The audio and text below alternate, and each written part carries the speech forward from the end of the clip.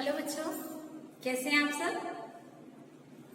आशा है आप सभी बहुत ही अच्छे से होंगे, है कि नहीं।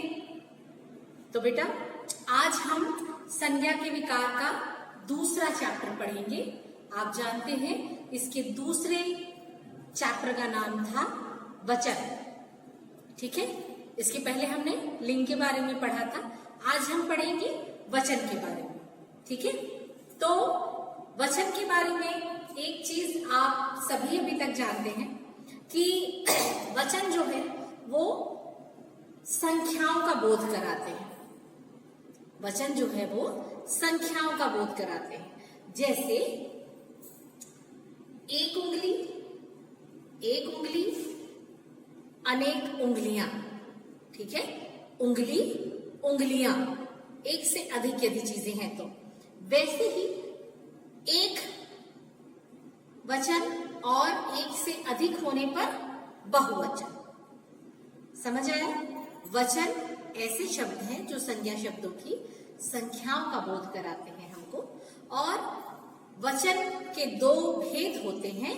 पहला, एक वचन जब कोई भी वस्तु संख्या में एक होती है तब उसे एक वचन कहते हैं।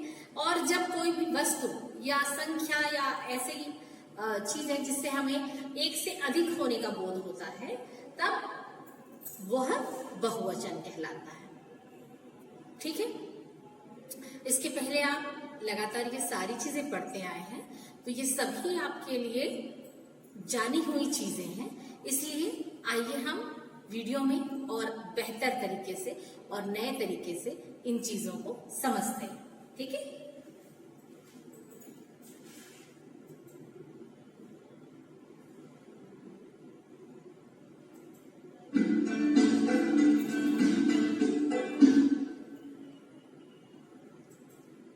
इन वाक्यों को जरा ध्यान से देखिए।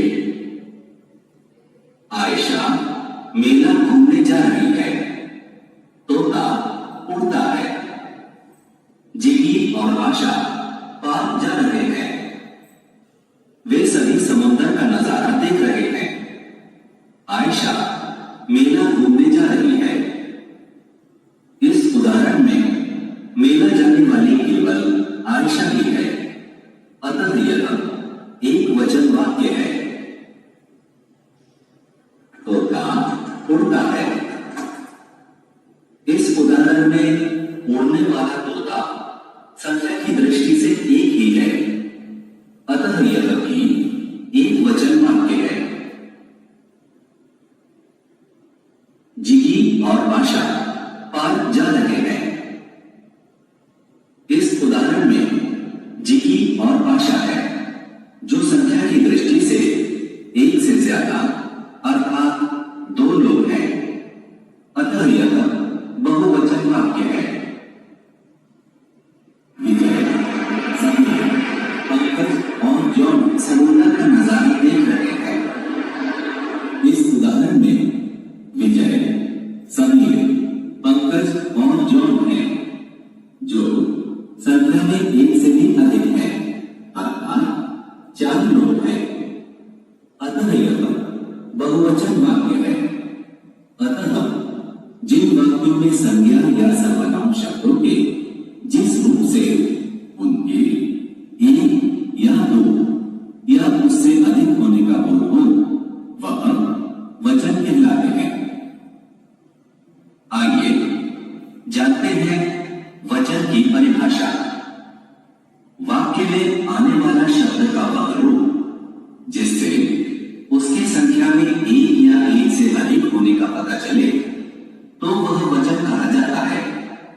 वाक्य में आने वाला यह शब्द संज्ञा या सर्वनाम के रूप में हो सकता है। उदाहरण के लिए, जिगी ने बागीचे में बंदरों को देखा।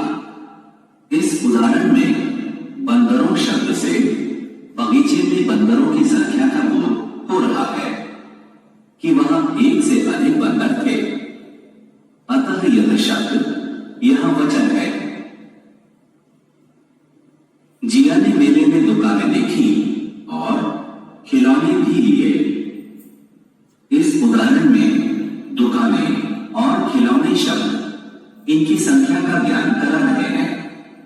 इन शब्दों से पता चल रहा है कि मेले में संख्या की दृष्टि से दुकानें थी और जिया ने जो एक खिलौना नहीं बल्कि एक से अधिक खिलौने खरीदे। अतः यह शब्द वचन का बोध करा रहे हैं। आइए जानते हैं वचन के प्रकार। एक वचन। परिभाषा। वाक्य में जिन शब्दों से किसी वस्तु, व्यक्ति, प्राणी या स्थान के संख्या में केवल एक ही होने का बोध होता है उसे एक वचन कहते हैं। उदाहरण के लिए, पाशा खाना खा रहा है। इस उदाहरण में पाशा संज्ञा शब्द के रूप में आया है और वह संख्या के रूप में केवल एक ही व्यक्ति है, अतः यह एक वचन है। कैटी खेल रही है। इस उदाहरण में बिल्ली कैटी भी संज्ञा शब्द के रूप में आई है और वह संख्या के रूप में केवल एक ही प्राणी है, अतः यह एक वचन है। बहुवचन। परिभाषा। वाक्य में जिन शब्दों से किसी वस्तु, व्यक्ति, प्राणी या स्थान का संख्या में एक से अधिक होने का बोध होता है उसे बहुवचन कहते हैं। उदाहरण के लिए, पोस्टमैन चिट्ठियां बांट रहे हैं। इस उदाहरण में पोस्टमैन और चिट्ठियां संज्ञा शब्द है और इन शब्दों से व्यक्ति और वस्तु का संख्या में एक से अधिक होने का बोध हो रहा है, अतः यह बहुवचन है। सभी बच्चे पार्क जा रहे हैं। इस उदाहरण में बच्चे शब्द से उनकी संख्या का एक से अधिक होने का बोध हो रहा है, अतः यह बहुवचन है। आइए अब वचन के कुछ सामान्य नियमों को जानते हैं।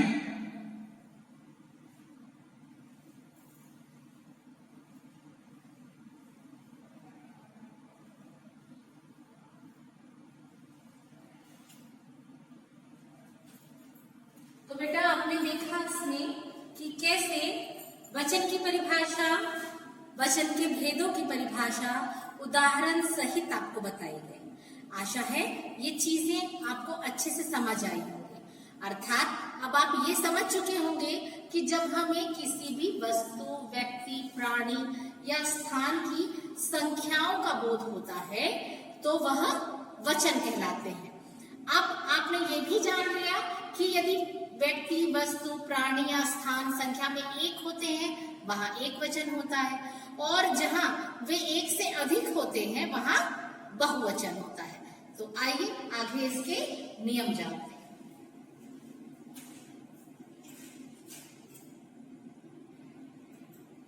वचन को पहचानने के सामान्य नियम। इस विषय से संबंधित नियम इस प्रकार है। एक वचन। नियम 1, संज्ञा शब्दों से पहचान। वाक्य में एक वचन की पहचान संज्ञा शब्दों से भी होती है। एक वचन वाले वाक्य में संज्ञा शब्द संख्या की दृष्टि से हमेशा एक ही वस्तु, व्यक्ति, प्राणी और स्थान का बोध कराते हैं। उदाहरण के लिए, जिगी सो रहा है। इस उदाहरण में जिगी शब्द भी संज्ञा के रूप में आया है। उससे भी पता चल रहा है कि यहां की संख्या की दृष्टि से एक ही व्यक्ति है जो सो रहा है, अतः यह एक वचन है।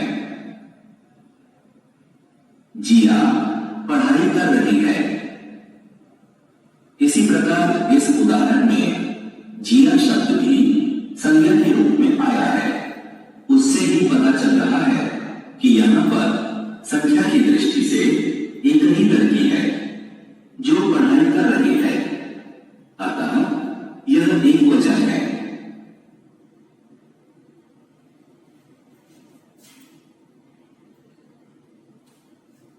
अभी हमने जाना एक वचन से एक वचन में कैसे हम पहचान करते हैं, ठीक है। अब हम देखेंगे कि बहुवचन में हम कैसे पहचानें।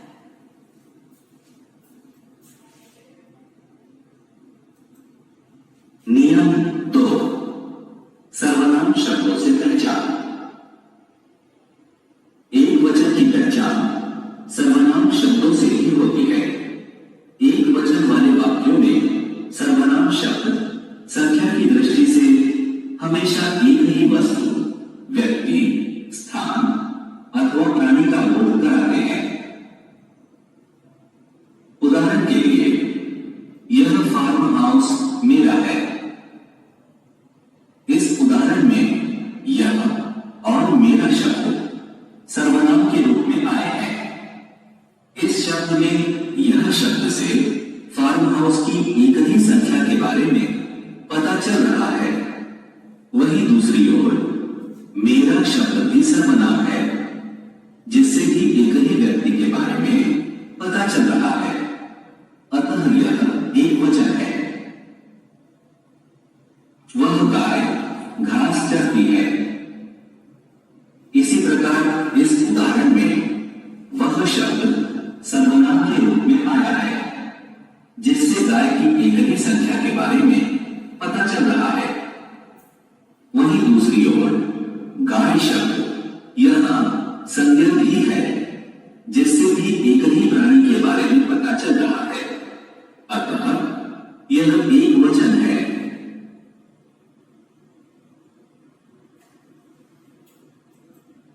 नियम 3, क्रिया शब्दों से पहचान।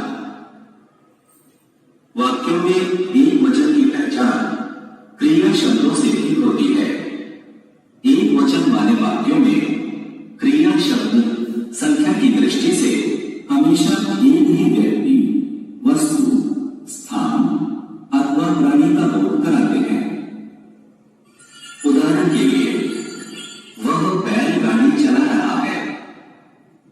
इस उदाहरण में चला रहा है क्रिया शब्द है। इससे पता चल रहा है कि बैलगाड़ी संख्या की दृष्टि से एक ही वस्तु है। अतः यह क्रिया शब्द से पता चल रहा है कि वाक्य में एक वचन है। घोड़ा घास चर रहा है। इस उदाहरण में चल रहा है क्रिया शब्द है। इससे पता चल रहा है कि यह संख्या की दृष्टि से एक ही घोड़ा है जो चल रहा है। अतः यह क्रिया शब्द से पता चल रहा है कि वाक्य में एक वचन है।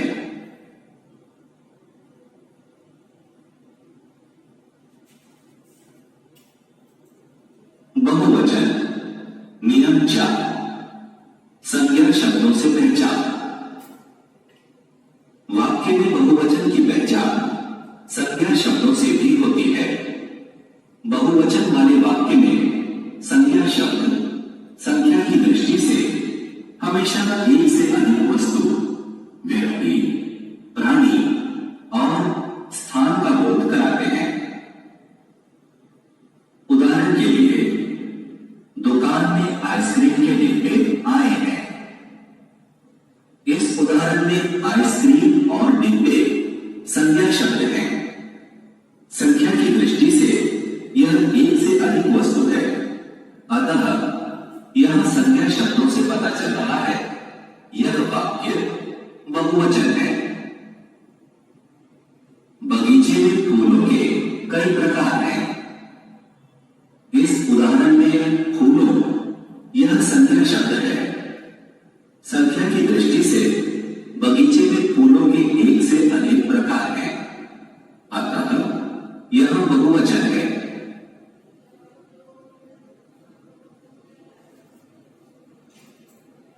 नियम 2, सर्वनाम शब्दों से पहचान।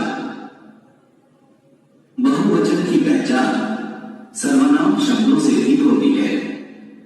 बहुवचन वाले वाक्यों में सर्वनाम शब्द संख्या की दृष्टि से हमेशा एक से अधिक वस्तु, व्यक्ति, प्राणी और स्थान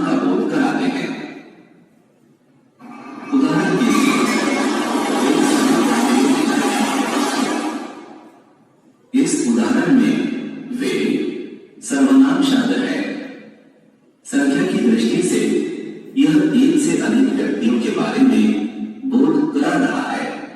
अतः यह सर्वनाम शब्द से पता चल रहा है कि इस वाक्य में बहुवचन का प्रयोग हुआ है। उन्होंने गांव में घर बनाना शुरू कर दिया। इस उदाहरण में उन्होंने सर्वनाम शब्द है। संख्या की दृष्टि से यह एक से अधिक व्यक्तियों के बारे में बोध करा रहा है। अतः यह सर्वनाम शब्द से पता चल रहा है कि इस वाक्य में बहुवचन का प्रयोग हुआ है। नियम 3, क्रिया शब्दों से पहचान। वाक्य में बहुवचन की पहचान से भी होती है। बहुवचन वाले वाक्यों में क्रिया शब्द संख्या की दृष्टि से हमेशा एक से अधिक वस्तु, व्यक्ति, प्राणी और स्थान का बोध कराते हैं। उदाहरण के लिए बतख के बच्चे खेल रहे हैं। इस उदाहरण में खेल रहे हैं क्रिया शब्द है जो संख्या की दृष्टि से एक से अधिक प्राणियों के होने का बोध करा रहा है। अतः यह क्रिया शब्द से पता चल रहा है कि इस वाक्य में बहुवचन का प्रयोग हुआ है। जिया परिवार के साथ घूमने जा रही है। इस उदाहरण में जा रही है क्रिया शब्द है जो संख्या की दृष्टि से एक से अधिक व्यक्तियों के होने का बोध करा रहा है। अतः यह क्रिया शब्द से पता चल रहा है कि इस वाक्य में बहुवचन का प्रयोग हुआ है।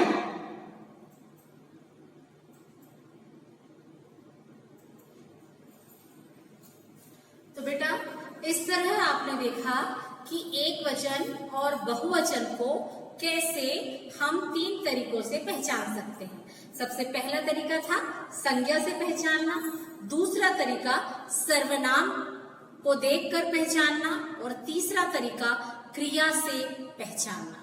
क्रिया यदि अधिक लोगों का बोध कराती है या अधिक संख्या का बोध कराती है तो वह बहुवचन है, लेकिन क्रिया यदि एक संख्या का बोध करा रही है तो वह एक वचन है। तो इस तरीके से हमने संज्ञा, सर्वनाम और क्रिया इन तीनों के माध्यम से एक वचन और बहुवचन को पहचानना सीखा।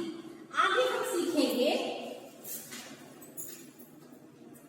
कि कौन कौन से शब्द बहुवचन और एक वचन में एक जैसे ही होते हैं। कई बार एक वचन के शब्दों का प्रयोग ही बहुवचन में किया जाता है और कई बार बहुवचन शब्दों का प्रयोग एक वचन में किया जाता है। ठीक है।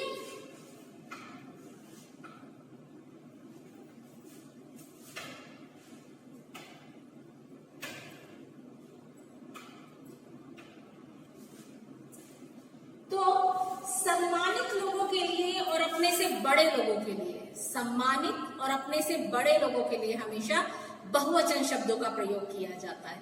जैसे मेरे पिताजी ऑफिस जा रहे हैं या दफ्तर जा रहे हैं। पिताजी एक वचन है लेकिन उनके लिए जो वाक्य बना उसमें क्रिया कैसी हुई, बहुवचन की क्रिया का प्रयोग किया गया उसमें। ठीक है। तो क्या लिखेंगे आपके लिए, क्या जानने योग्य बात है इसमें कि सम्मानित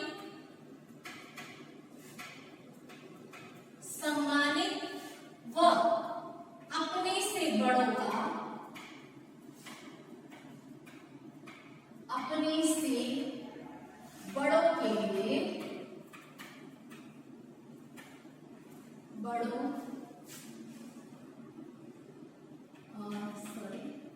बड़ों के लिए बहुवचन शब्दों का प्रयोग किया जाता है।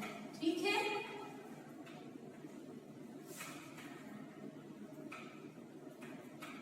बहुवचन का प्रयोग होता है।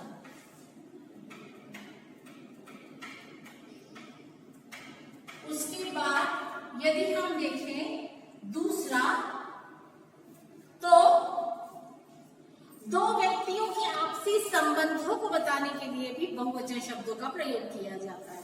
जैसे मैं और सुमन भाई बहन है में देखिए बिंदी लगी है, तो क्या बताएंगे आप? आपसी संबंधों को, एक मिनट,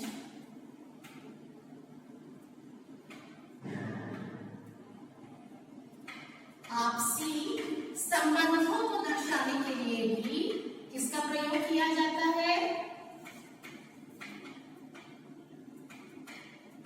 दर्शाने हेतु बहुवचन का प्रयोग होता है।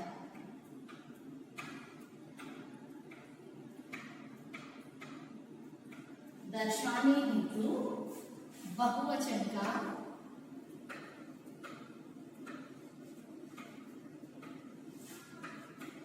प्रयोग होता है।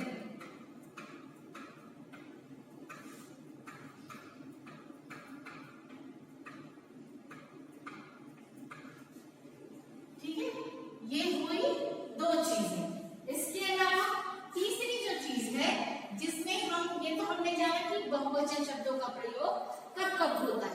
अब हम देखेंगे एक वचन शब्दों का प्रयोग कब होता है। तो कुछ एक वचन शब्द हमेशा प्रयोग किए जाते हैं, यानी कि वो हमेशा एक वचन में ही रहते हैं वो शब्द, लेकिन आगे बहुवचन, उसको एक वचन और बहुवचन दोनों में एक जैसे ही प्रयोग किया जाता है, ये आप जानो। तो ये कुछ शब्द है, घी, दूध,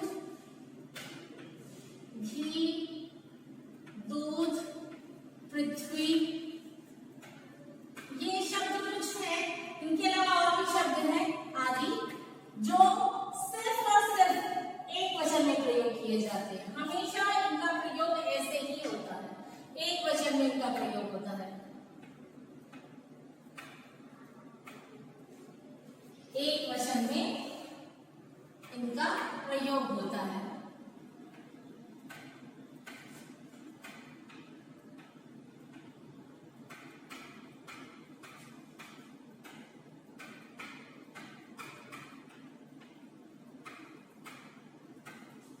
ठीक है, उसके अलावा कुछ शब्द जो हमेशा बहुवचन में प्रयोग होते हैं, जैसे आंसू है, दर्शन है और लोग हैं।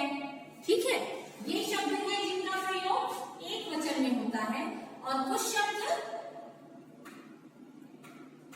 हमेशा बहुवचन में प्रयोग किए जाते हैं।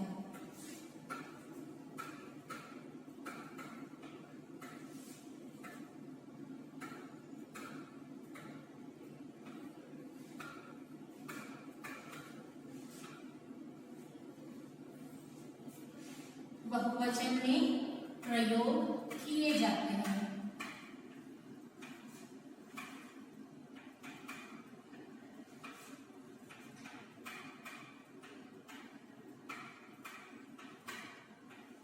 जैसे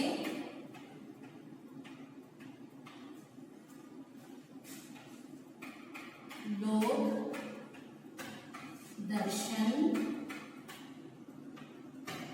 आंसू।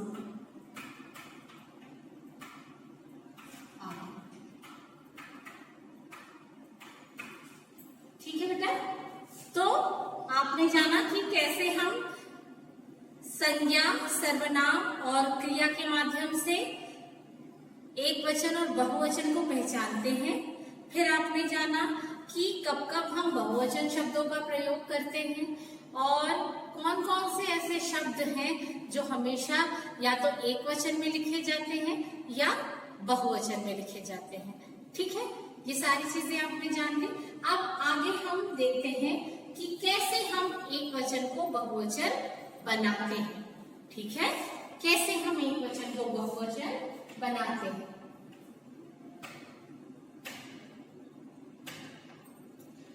तो सबसे पहला जो है इसका वो है अ से ए करने पर, अ से ए करने पर हम बहुवचन कैसे बनाते हैं वो देखिए। तो इसमें है जैसे किताब, आ रहा है यहाँ पे, अब ये क्या हो जाता है, यहाँ पे इसका बहुवचन क्या आता है, किताबें। किताबें हो गया इसका बहुवचन, तो यहाँ पे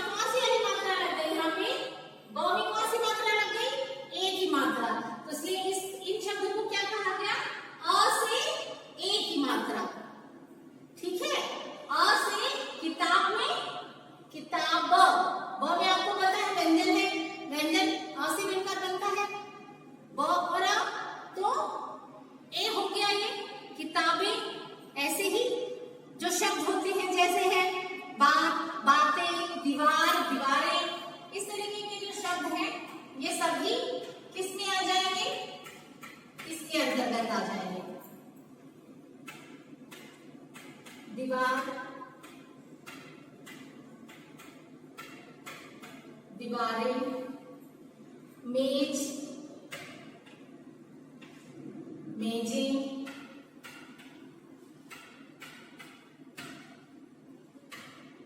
ठीक है।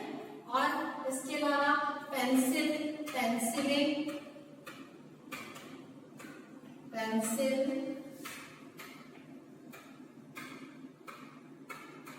पेंसिलें, इस तरीके से और भी बहुत सारे हैं, ठीक है। अब हम दूसरे को देखते हैं।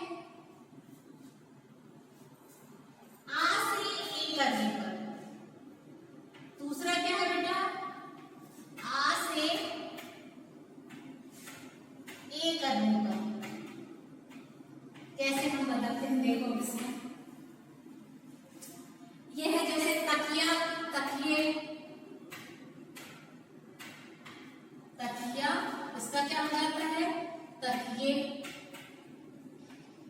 ये देखिए यहाँ आ की मात्रा लगी है और ये ए हो गया है, तो क्या हो गया, ये एक वचन से बहुवचन बदल गया।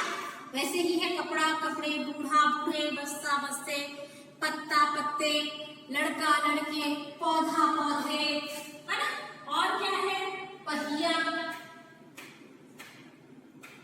पहिया, पहिए, करेला, करेले, करेला, करेले,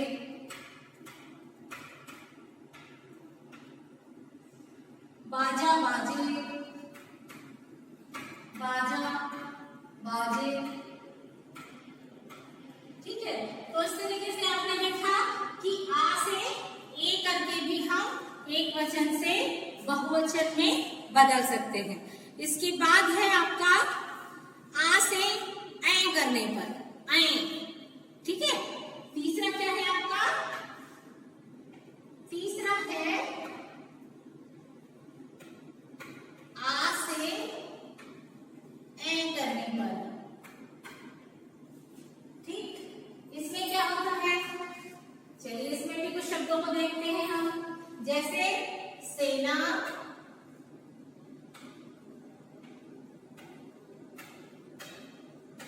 सेना, सेनाएं,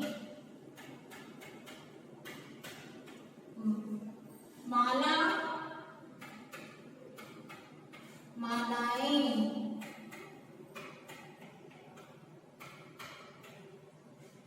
माता, माताएं। और क्या हो सकता है, रेखा,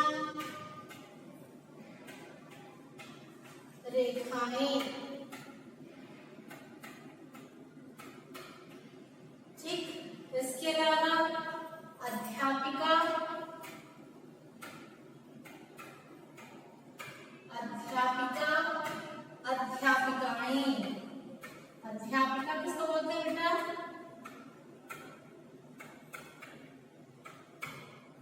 अध्यापिका, अध्यापिका शिक्षिका को बोलते हैं, टीचर को बोलते हैं, ठीक है। जो लेडी टीचर होती है उनको बोलते हैं अध्यापिका, ठीक है। तो उनका बहुवचन क्या हो जाएगा, अध्यापिकाएं, ठीक है। आगे हम देखते हैं ऊ,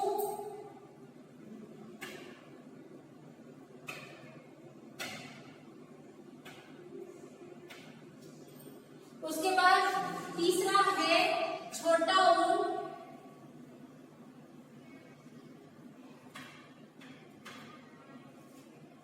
बड़ा ऊ, इसको क्या कर देते हैं अपन, औ और ए जोड़कर, औ व ए जोड़कर, ठीक है। इससे कैसे होती है, इसे कैसे बदलता है, देखिए वस्तु, वस्तुएं, ऋतु, ऋतुएं। इसमें क्या हो जाता है, जो छोटा ऊ है या बड़ा ऊ है वो छोटा ऊ हो जाता है, और ए शब्द लग जाता है ना। जैसे बहु, बड़ा ऊ है, इसका बहुएं होता है, बहुएं। तराजू, तराजू बड़ा ऊ, तराजुएं।